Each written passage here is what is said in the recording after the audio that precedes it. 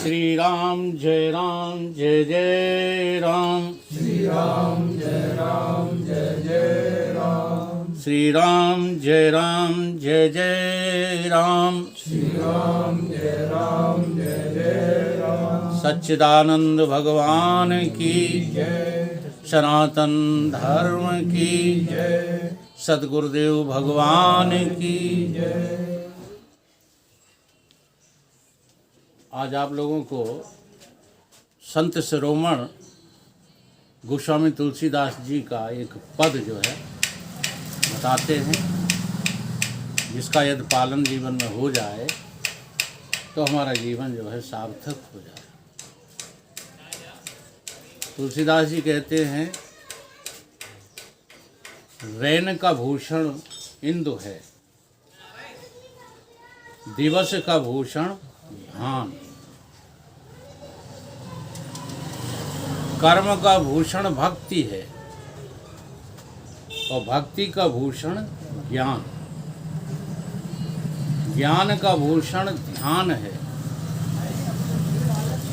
और ध्यान का भूषण त्याग और त्याग का भूषण शांति पद तुलसी अमल अदा।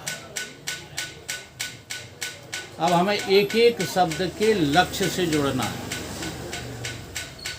क्यों कहा गया रेन का भूषण इंदु है? शोभायमान हो रहा, आभूषण है। बिना शोभायमान हुए कोई चीज जो है आकृष्ट नहीं करती। अंधेरी रात पड़ी हो, किसी को अच्छी लगती है? हैं? अच्छा, पॉइंट लिए बैठे हो। चोर को अच्छी लगती है, अच्छी नहीं लगती। हाँ, चोर को चांदनी रात अच्छी नहीं लगती। अभी हम प्रश्न पूछ रहे थे, अंधेरी रात किसी को अच्छी लगती है? किसी को अच्छी नहीं लगती। सबको चांदनी रात अच्छी लगती है। क्यों? क्योंकि रात की शोभा चांद से ही है। रैन का भूषण इंदु है। अब ये बेकार में बात नहीं कही जा रही है। यहाँ लक्ष्य जो है किस बात का एक लगाया जा रहा है कि जैसे रात का शोभायमान होना चंद्रमा से सिद्ध होता है। फिर और उदाहरण लिए हैं, दिवस का भूषण भान। अच्छा, सूर्य ना हो और दिन हो,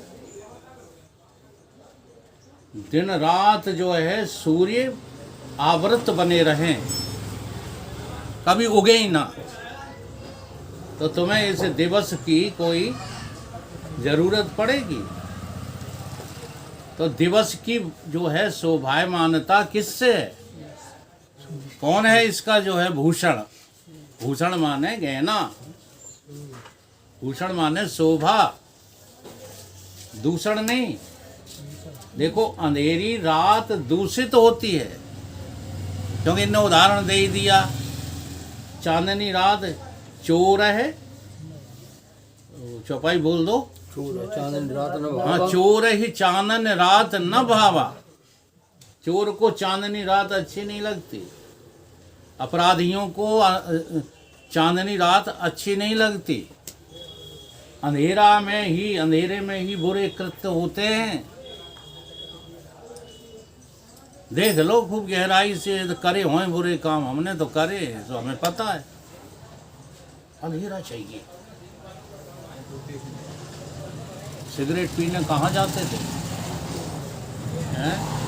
अंधेरे में, यहाँ कोई देख ना ले। खटका भी हो गया यदि तो कोई है। अब कोई है तो उस है पन्ने का उजाला है कि नहीं है? बोलो। तो अपराध करने के लिए, बुरे कृत्य करने के लिए, बुरे काम करने के लिए अंधेरा चाहिए, और अच्छे काम करने के लिए अंधेरे की जरूरत है। इसलिए दिवस का भूषण भान है। दिन की शोभा तो सूर्य से ही होती है। सूर्य का यदि उदय नहीं होता है तो दिन शोभायमान नहीं होता है। इसके नेगेटिव पक्ष को भी लो कि अंधेरा ही पड़ा रहे तो तुम्हारी फसलें होंगी। सूर्य का भी उदय ना हो तो ये बड़े बड़े बागान लगाए जा सकते हैं। बोलो, सूर्य यदि उदय ना हो तो तमाम सूर्य की एनर्जी से जो फैक्ट्रीज चल रही हैं वो चल पाएंगे? नहीं चल पाएंगे। इसलिए क्या कह रहे हैं गोस्वामी जी? अब ये सारे दृष्टांत गोस्वामी जी किस बात के लिए दे रहे हैं, ये आगे आपको चर्चा मिलेगी। दिवस का भूषण भान है। अब आ जाते हैं वो अपने देह पर। कहते हैं कर्म का भूषण भक्ति है। आपने देखा होगा सभी शास्त्रों में, जो नहीं पढ़ते ढंग से वो नहीं जानते, कर्म की निंदा ही की गई है। भगवान कृष्ण कर्म करने के लिए कहते हुए कर्म की निंदा ही कर रहे हैं, क्योंकि कर्मणा बंधते जंतु।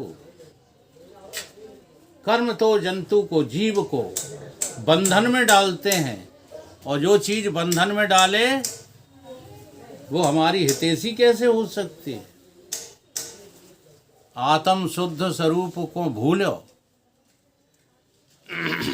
मान लियो मैं शीश लो एड़ी।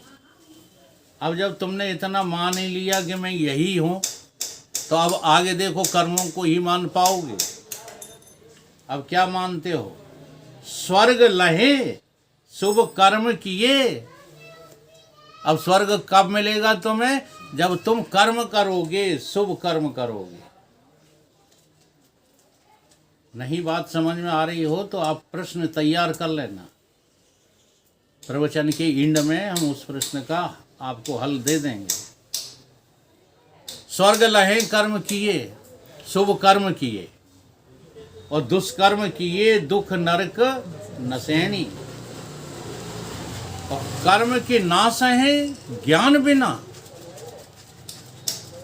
चाहे शुभ कर्म हो चाहे अशुभ कर्म हो, कर्मों का नाश कभी हो नहीं सकता। कब तक? जब तक तुम ब्रह्मबोध प्राप्त नहीं करोगे, आत्मबोध प्राप्त नहीं करोगे, तब तक कर्म नाश नहीं होते। कर्मों से कर्मों का नाश नहीं किया जा सकता। कर्म की नाश है ज्ञान बिना, और कर्म नाश है बिना। आलस आ रहा आपको? पंडित जी आपको आलस आ रहा है? थोड़ा सा हिलडुल लो। थोड़ा के बैठे था। हाँ। कर्म के नाश है ज्ञान बिना, और कर्म नाश बिना छूटे नहीं भाव पीढ़ी पीढ़ी। हाँ, क्योंकि कर्म शुभाशुभ दो में बंधन। सोने की बेड़ी हो चाहे लोहे की बेड़ी। अगर आप शुभ कर्मों में जीते हुए जो है शरीर छोड़ देते हैं तो भी आप बंधन में ही जा रहे हो, और दुष्कर्म करके जा रहे हो तो भी। अब अंतर क्या है कि एक बेड़ी सोने की है, एक लोहे की है। इसी में खुश हो जाते हो। सोने की बेड़ी से बंधे हो तो तुम्हें तुष्टि है। हाँ, क्या तुष्टि है? कि अब हम जो है राक्षसी जीवन में अवतरित नहीं होंगे। अब तो हम दिव्यता की ओर जा रहे हैं। इसलिए हमारे पूर्वज कहते थे हम बुरे काम नहीं करेंगे, हमें नरक नहीं जाना। आज तो सारे विचार जो है मिट्टी में मिल गए। 6 कत्ल कर देते हैं, लेकिन प्रायश्चित किसी को नहीं, पश्चाताप किसी को नहीं। क्या वजह है? पहले एक गाय मर जाती थी तो कम से कम जो है 1 साल तक मुंह नहीं दिखाते थे। और गाय से भी अधिक पाप लगता है मानव हत्या का। मानव हत्या से बड़ी कोई हत्या नहीं होती महाराज। इसलिए मनुष्य की हत्या करने वाले पापी 84 लाख योनि को भोगेंगे ही भोगेंगे, उन्हें कोई बचा नहीं सकता। परंतु ये बात किसी को समझ में आ रही है? आज तो कहते हैं 10 बीघा जमीन बेच देंगे, लेकिन हम तुम्हें नाश कर दें। तुम क्या नाश करोगे? हैं? ईश्वर बार बार नाश करता, वे बार बार पैदा हो जाते हैं। ब्रह्मा चिल्लाता है नाती कहाँ जाते हैं, इधर पैदा होते उधर मर रहे हैं। और ईश्वर तकता रहता, खड़ा खड़ा देखता रहता है कि लो हमने मारे थे ये फिर जन्म गए। ईश्वर नाश नहीं कर पा रहा है, किसी को मार नहीं पा रहा है, तुम एक बंदूक की गुलट्टी से जो है मारना चाहते हो। क्या बताएं, सत्संग करें लोग तो कहीं जो है लड़ाई झगड़े ना हो, करते ही नहीं। सच्चा सत्संग मिलता ही नहीं। झूठों की जो है पुलंदे बनवाने वाले तमाम आचार्य घूम रहे हैं, झूठी बातों में फंसाने वाले। तो ये बात समझ में आ रही है, कर्मणा बंधते जंतु, कर्मों की निंदा है शास्त्रों में, कर्मों की प्रशंसा नहीं है। लेकिन दबे पांव जो है, कहते नहीं निकल जाओ, कैसे दबे पांव। अब वो दबे पांव क्यों कहना पड़ रहा है? क्योंकि तुम बिना कर्मों के रह नहीं सकते। ऐसा कोई काल बताओ अर्जुन जिस काल में कर्म होता ना हो। ये नहीं कहा उन्होंने कि तुम कर्म जो है करोगे नहीं, ये कहा कि कर्म होता ना हो, क्योंकि कर्म के हेतु जब तक रहेंगे तब तक कर्म चलता ही रहेगा। लेकिन ये कर्म की शोभा क्या है? कर्म की शोभा भक्ति है। अब तुम कर्म करते रहो, ये भक्ति शोभा कैसे है उस पर ध्यान दो। भक्ति को कर्म का भूषण क्यों बताया? अगर भक्ति नहीं है तभी कर्मों की निंदा हो रही है महाराज। कर्म दूषित हो गए हैं, कर्मों में दूषण ही दूषण है। ये जो हम सब कर्म करने में लगे पड़े हैं, ये सब दूषित कर्म हैं। तो कई भूषित कर्म कैसे हो? कई कर्म का भूषण भक्ति है। और कई भक्ति क्या है? भक्ति क्या है? अपना सब कुछ समर्पित कर दो भगवान को और करते रहो। अब बोलो तुम कुछ कर रहे हो, अपना किया कराया किसको दे दो? भगवान को। देखो भगवान कृष्ण ने कितने अच्छे ढंग से समझाया। यज्ञ अर्थ कर्मणो, यज्ञ अर्थ कर्मणो, अन्यत्र लोको अयम कर्म बंधना, तदर्थ कर्म कौन्ते मुक्त संग समाचर। इतना बढ़िया श्लोक है ये, यदि समझना चाहते हो तो। कहते हैं भगवान के अर्थ कर्म करो, भगवान को समर्पित होकर कर्म करो। कोई नहीं करता, झूठ मत बोलना। तो मकान भगवान के लिए बनवा रहे हो, अपना मकान किसके लिए बनवा रहे हो? अपनी चालाकियां जरूर चलते हो। एक छोटी सी मूर्ति बना ली, एक कोने में अलमारी बना दी, ले भगवान तुम बैठे जा, तुम्हारा ही है घर। ये भगवान का घर नहीं है। भगवान का घर हुआ था धर्मशालाएं। पागल थे वो हमारे पूर्वज हैं, जो 10-10 बीघे में धर्मशालाएं बनवाते थे। वो भगवान का घर है। यानी कि समष्टि के लिए, सीधी सी बात है, समष्टि के लिए समर्पित हो जाना ही भगवान के लिए कर्म करना है। और व्यष्टि के लिए मरते रहना, ये अपने लिए कर्म करना है। तो ये श्लोक क्या कह रहा है? यज्ञ अर्थ कर्मणो। आप किसके अर्थ कर्म कर रहे हो? यज्ञो सा विष्णु, और विष्णु सा व्यापकता। व्यापकता के लिए कर्म करो। यज्ञ अर्थ कर्म। विष्णु को यज्ञ कहा है कि नहीं कहा? पंडित जी से पूछ लो, यदि हम झूठ बोल रहे हो। संस्कृत थोड़ी बहुत जानते हैं हम भी। यज्ञो सा विष्णु, व्यापकता का नाम ही यज्ञ है। जी हाँ, ये यज्ञ का जो विधि है, अब गुरु की इतनी बड़ी कृपा हुई है, क्या बताएं। न कभी हमने यज्ञ कराए, न कोई कर्मन में फंसे, और तब भी सब उड़ेल दिया गुरु ने। और इतने अच्छे ढंग से जो है गुरुजी मेरे भीतर खेलने लगते हैं कि बड़े बड़े आचार्य खंडन नहीं कर सकते महाराज। तब भी आप लोगों को विश्वास नहीं हो रहा है। लगता है तुम्हें कि वकील साहब गलत लाइन पकड़ गए, हमारी लाइन सही है। लगता है कि नहीं? विश्वास तो हो रहा है। विश्वास हो रहा है। विश्वास अलग चीज़ है और समर्पण अलग चीज़ है। अभी समर्पित नहीं हो पा रहे हो। विश्वास नहीं होता तो वही बात आ जाती, आप आते क्यों, वो हम तुम्हें घेरते क्यों। आप, हमें भी तो लगता है कि आप विश्वास करते हो, कभी हल फोन ठोक देते, विजयपाल 10 दिन हो गए सत्संग में नहीं आए तुम। हमें लगता ही तो है कि तुम हम पर विश्वास करते हो। अगर अविश्वास जो है सिद्ध कर दो तुम, तो हम तुमसे संपर्क करना ही छोड़ देंगे। और हैं हमारी चिड़िया को दूसरी खोलना तो नहीं चली गई। जिन्होंने अविश्वास घोषित कर दिया है हम उनसे बात भी नहीं करते। हाँ, और अविश्वास घोषित करने के लिए जरा सा काम करना है। जी हाँ, तुम सबका नोता कर दियो जब तुम्हारे यहाँ सब का हो फंक्शन, केवल हमें मत नोतना। तुम भले कहते रहो कि तुम ज्ञानी होगे, घमंड दिखाते हो, तो घमंड तो दिखाएंगे। आएंगे नहीं। हाँ, क्यों दिखाएंगे? इसलिए दिखाएंगे कि हमने सम्यक बोध प्राप्त किया है।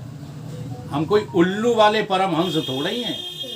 हाँ, कि चाहे कुछ मुंह में डालते। तो हमने कई बार किस्सा सुनाया, एक परमहंस जो है साधु था, उसके मुंह में पेड़ा ठासन लगे, तो उसने एक चांटा दिया, आंख से खून आ गया, इतना तगड़ा चांटा दिया। हाँ, अब क्या कहा वकील साहब, हम इसका मर्डर करेंगे। हमने कही यहाँ पब्लिक गांव की इतना मारेगी तुम्हें, इतना मारेगी। हाँ, वो यहाँ पूजता है जिसने थप्पड़ मारा है। अरे कुछ नहीं है, वो बहुत गंदा है।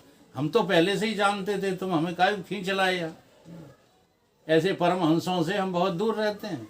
जी, हम स्पष्ट कहते हैं भाई साहब, जो नंगे होके घूम रहे हैं समाज में, वो परमहंस नहीं हो सकते।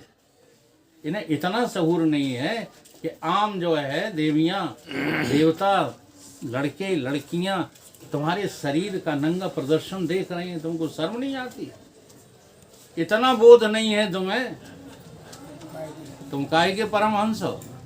लेकिन पता नहीं आदमी का दिमाग कहाँ घूम रहा है, किस किस को परमहंस मान लेते हैं। उल्टा सीधा रहने लगे, उल्टे सीधे कपड़े पहनने लगे, उल्टी सीधी जो है दाढ़ी फाड़ी बढ़ा ले, तो ये परमहंस हो जाते हैं।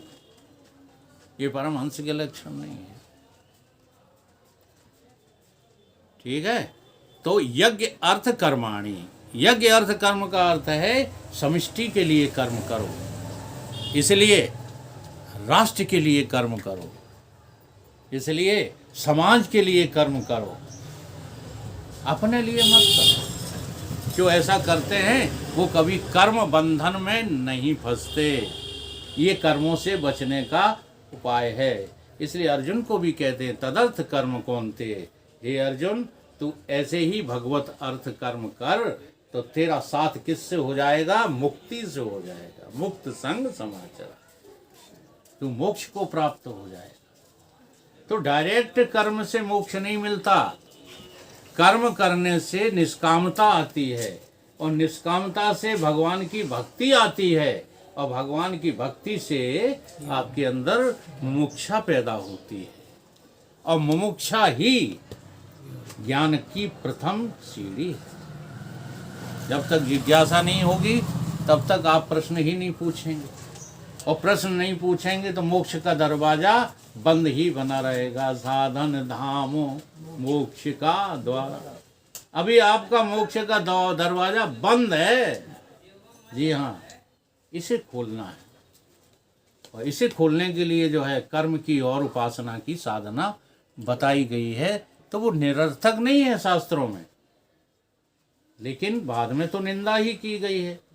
कर्मों से मुक्ति नहीं बताई, भक्ति से मुक्ति नहीं बताई। भक्ति से आपको जो है सानिध्य प्राप्त होगा, निर्गुण निराकार का, सगुण साकार का सानिध्य भक्ति से ही प्राप्त होगा।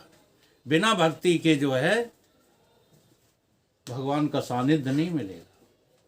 ठीक है, तो ज्ञान का भूषण, वो भक्ति का भूषण, अभी कहाँ पहुंचे थे? कर्म का भूषण भक्ति है। भूषण बनाओ भक्ति को। ठीक है, तुम्हारी आदत है कर्म करने की, कोई बुरी बात नहीं, करते रहो, लेकिन कैसे करो? भगवान को समर्पित करके करो, अपने लिए मत करो। करते हो। तमाम ऐसे लोगों का जो है बेड़ा पार हुआ है जो कर्म से हटे नहीं और भक्त हो गए। धन्ना जाट का नाम प्रसिद्ध है। धन्ना जाट को कैसे मुक्ति मिली है? इसी तरह से तो मिली है। आगे जाकर उसका हृदय शुद्ध हो गया। हृदय शुद्ध हो गया तो भगवान ने प्रकट होकर के और उसको बोध कराया, आत्मबोध। ऋते ज्ञानेन मुक्ति। धन्ना जाट हो, चाहे सदन कसाई हो, चाहे वैश्या गणिका हो, सभी की मुक्ति ज्ञान से हुई। भक्ति से उनने अपने अंतःकरण को शुद्ध किया है। भक्ति की पराकाष्ठा मीरा को जो है अंतःकरण की शुद्धि तक ले गई। लेकिन मीरा का ये मूर्ति में समा जाना, इसका क्या अर्थ है? इसका अर्थ है मिथ्या मूरत को मैं मान बैठे, वास्तविक मेरी मूरत नहीं है। मीरा को भी रैदास यद न मिलते तो मुक्ति संभव नहीं थी। भक्त बहुत ऊंची थी वो, लेकिन रैदास गुरु नहीं मिले जब तक, तब तक उसने मोक्ष की बात सोची ही नहीं थी। और जैसे ही रैदास गुरु मिले, ऋते ज्ञानेन मुक्ति, आत्मबोध करा। बड़े बड़े अच्छे संत हुए हैं जिनकी शरण में बड़े बड़े ऊंचे भक्त गए। जी हाँ, अपना जबरदस्ती का डंडा थोड़ी गाड़े रहे। जैसे मथुरा के पंडा नाव को कहाँ बांधे रहे? खूंटे में बांधे रहे, आगे बढ़नी ही नहीं दी। तो वो सच्चे भक्त नहीं। सच्चे भक्त वही होते हैं जो भक्ति भगवान की करते हैं। किसके लिए?